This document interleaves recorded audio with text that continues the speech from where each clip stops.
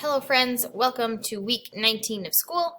I'm just going to go over kind of some of the things that we're going to do this week, very similar to the end of our week last week.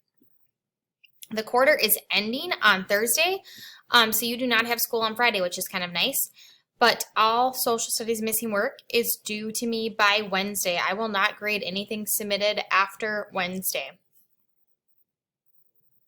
So if you have missing work, make sure you are getting those assignments completed or tests or whatever they are turned in before Wednesday next week or on Wednesday, okay?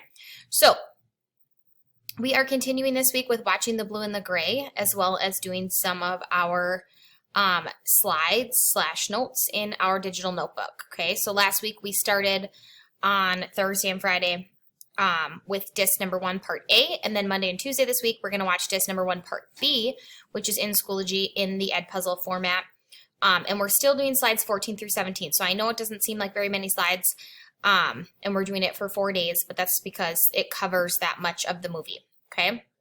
Wednesday and Thursday this week we're going to transition to the second disc of the blue and the gray, and that will take us a few days. So you can see I have a note on Thursday that says we're going to continue this disc on Monday.